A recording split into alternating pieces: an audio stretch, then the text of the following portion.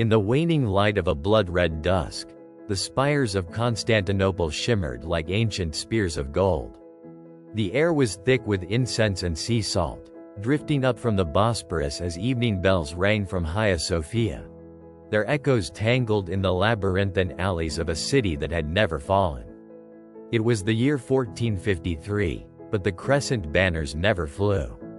A sudden betrayal, cunningly reversed at the last hour, spared the city from Mehmed's cannons.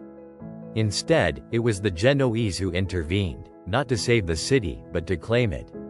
With Venetian treachery fresh in memory, Doge Francesco Foscari had struck a secret bargain with Constantine XI, sealing it with blood and salt on the deck of a creaking galley under a veil of fog. Thus was born the Concord of Two Lions, an alliance that would ignite a different world.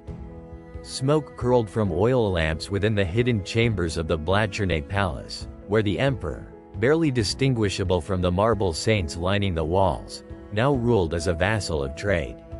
The Genoese fleet had broken the Ottoman siege by torching their own merchant ships to block the Golden Horn, buying time for reinforcements from Ragusa and Aragon to hammer the Ottoman flanks in Thrace. Mehmed II, young yet brittle with pride, had retreated not in disgrace but in anger, vowing that history would forget this shame. But the Byzantines paid dearly for their survival.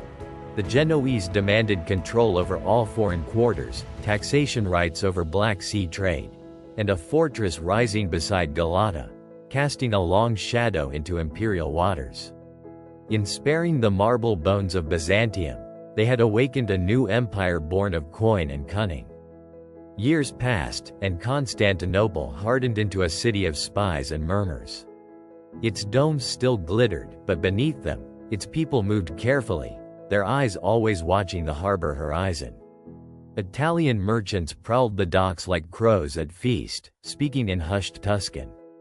The Orthodox clergy, once firm in their ascetic isolation, now dined with Latin bishops to decide the price of relics.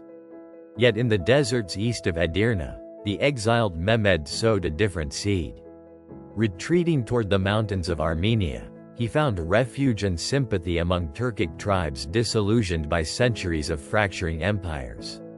There, he began to forge a brotherhood not built on conquest alone, but on vengeance, a vision not of Ottoman revival, but of Red Storm reclamation, sworn to carve a crescent across 3 continents. He would not forget the city that lived too long.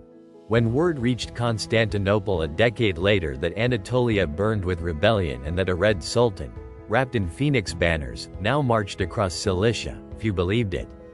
After all, Constantinople had survived when it should have crumbled. But on a spring night, as a tempest rolled over the Propontis, strange fires danced far off on the Marmara Sea. Ships with sails dyed crimson moved silently across the water, bearing tribunes in stitched leather and soldiers who wore no crest but flame. The Genoese fortress, thought impregnable, did not echo with warning bells. It simply vanished in the dark, its embers floating like fireflies across the currents. By dawn, a new flag flew beside the broken chains of the Golden Horn, neither cross nor crescent, but a serpent swallowing its own tail. The city had not fallen, but changed, again. Inside Hagia Sophia, where icons were said to cry before great catastrophes, the mosaics dulled under the flickering light of candles burning for saints who no longer passed judgment. The new ruler did not defile the cathedral. He knelt there, alone, amid columns etched with the scars of empires. Mehmed, now Sultan reborn, did not burn the libraries, but locked them, appointing scholars from Cairo, Samarkand, and Florence to each room. From the ashes of failed empires, he dreamed not of borders but of legacy. With the Genoese wiped from the ledger and the last emperor vanished into whispers, Constantinople became Al-Constantinia once more, neither Latin nor Hellenic, but an engine of arcane knowledge and soft dominion. Pilgrims crossed the desert not for holy lands, but to hear prophecy rendered in 10 languages at once, beneath the whispering dome where halos spun without saints. And yet, outside these walls of power and parchment, the world stirred. In the cold courts of Muscovy, rumors about the Red Sultan's miracles stirred long-dormant hopes of an Eastern heir to Rome. In the streets of Venice, pamphlets raged against the betrayal in Galata, calling it the wound that never closed. Spain, united in fire and faith, sent envoys with gold and poison beneath their robes. But Constantinople, no longer chained to creed or crown, endured. It did not rise through conquest, but hovered, like mist before dawn. History had turned, not with the blast of cannons, but the unseen flutter of a page unturned. And so it asks, in quiet awe, if Byzantium had clung to life just a little longer, what dreams would it have dared to remember?